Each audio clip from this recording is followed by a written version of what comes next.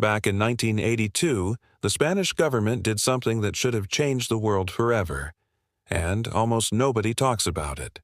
They built a tower in the middle of the desert, 200 meters tall.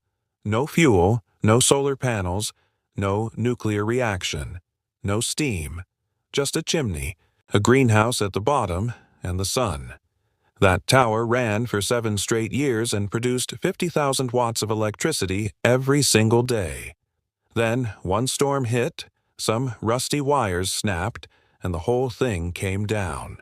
No replacement was ever built. And just like that, the world moved on like it never happened. But here's the thing.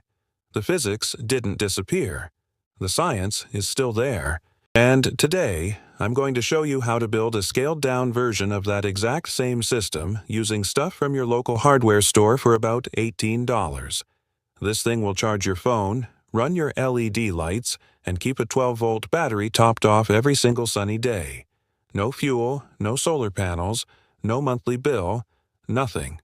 Just heat, a pipe, and a 3,000-year-old law of physics that the energy industry really doesn't want you thinking about.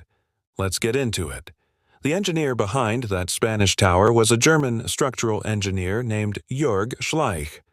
After the tower worked, he published every single calculation, every material spec, every output number, publicly, in 1995. He wanted anyone in the world to replicate it.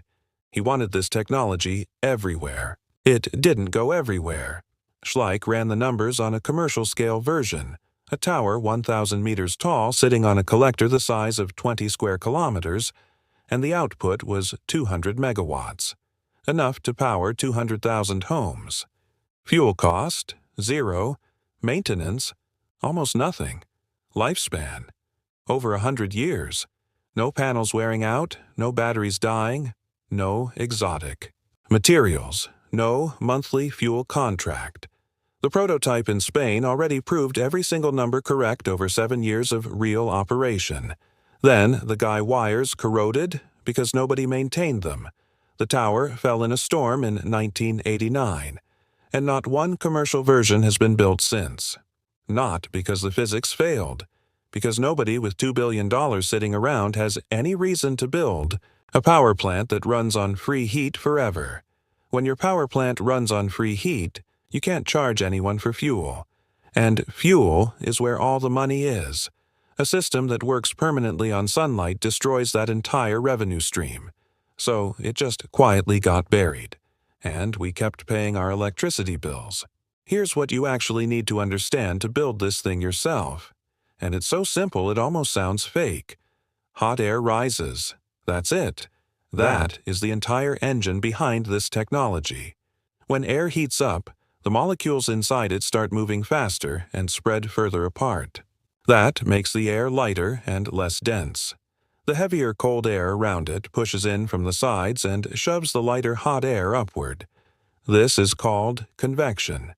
It's the exact same force driving weather systems across the planet, ocean currents moving through the sea, and the heat circulation inside your wood stove at home.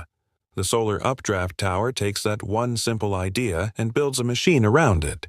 You use a wide, low, greenhouse-like structure at the base, called the collector, to heat a giant volume of air using nothing but sunlight. All that hot rising air has only one way out, the chimney. So it rushes upward through that chimney with serious force. Right in the middle of the chimney, you've got a turbine sitting directly in the path of that rushing air. The air spins the turbine. The turbine spins a generator. The generator makes electricity. Collector heats air. Hot air rushes up the chimney. Chimney airflow spins the turbine. Turbine makes electricity. That's the whole system from start to finish. Now, before we get into the build, I'm going to do something most channels don't do. I'm going to give you the real numbers. Not the hyped-up fantasy numbers, the actual honest output you can expect from a small DIY version of this. A system with an 8-foot chimney, 6-inch diameter pipe, and a 4x4-foot collector running in full summer sun will generate somewhere between 3 and 8 watts of continuous electricity. I'll say that again. 3 to 8 watts. That is not enough to run your refrigerator. It is absolutely enough to charge a 12-volt battery at a useful rate, run 4 to 6 LED lights continuously through the night, charge your phone every single day, and power a small water pump or fan. Think of it as a trickle charger powered by thermodynamics. It runs every sunny day with zero input from you. It never needs fuel. It basically never wears out. And at $18 to build, it pays for itself the very first month you'd otherwise be buying batteries or propane for lighting. That's the honest version. Now let's build it. Here's exactly what you need and exactly what it costs. Nothing vague, nothing hidden. First, black stovepipe or black ABS. Pipe, 6-inch diameter, 8 feet total length. Stovepipe is sold in 2-foot sections at any hardware store, so grab 4 sections. Get matte black, not shiny. Matte surfaces absorb solar radiation way more efficiently than reflective metal. If your hardware store only carries shiny galvanized stovepipe, buy a can of flat black high-temperature spray paint and coat it. 1 can is more than enough. Cost for the pipe sections, $6 to $9. Second, clear plastic sheeting, 6 mil thickness, 5 feet by 5 feet. This is your collector cover. Basically the greenhouse roof that traps solar heat at the base of your chimney. You'll find it at any hardware store in the paint or construction aisle, sold as a drop cloth or vapor barrier. Cost, $2 to $3. Third, 1 small brushless DC motor. You're going to harvest this from a dead computer CPU fan or buy one brand new online. Here's the key. You're running this motor in reverse. Airflow spins it, and you collect the electricity it generates. Any 80mm or 92mm computer cooling fan has a brushless DC motor inside it that works perfectly as a generator. Check e-waste bins or dead old computers. Cost, free from salvage or $2 to $4 new. Fourth, thin plywood or cardboard, 4 feet by 4 feet, painted flat black. This is your collector floor, your solar absorber. Any scrap wood works. Cost, free to $3. Fifth, 4 short wooden stakes or bricks, 2 to 3 inches tall. These lift the collector floor up off the roof surface and create the air gap around the edges. Free from scrap. Sixth, 1 small 12-volt battery or USB charge controller. The battery stores your electricity through the day so you can use it at night. A salvaged lead-acid battery from an old UPS unit is perfect. Or a simple USB charge controller for $2 to $3 converts your generator output directly to USB for phone or device charging. Seventh, wire, zip ties, and basic connectors. $1 or free from your junk drawer.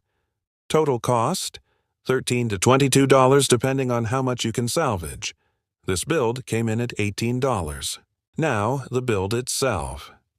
Connect your 4 2-foot stovepipe sections into a single 8-foot chimney by pressing the crimped end of each section into the open end of the next. Rotate slightly until they lock. If your pipe is shiny, spray it flat black now before assembly. 2 light coats let it dry fully. The black coating lets the pipe itself absorb solar radiation and preheat the air inside even before it hits the collector. Next, at the 4-foot joint, right in the middle of your chimney, cut 4 small notches into the top rim of the second section, each about 1 inch deep and 1 inch wide, equally spaced around the pipe. These hold the wire spokes that suspend your motor in the center of the pipe.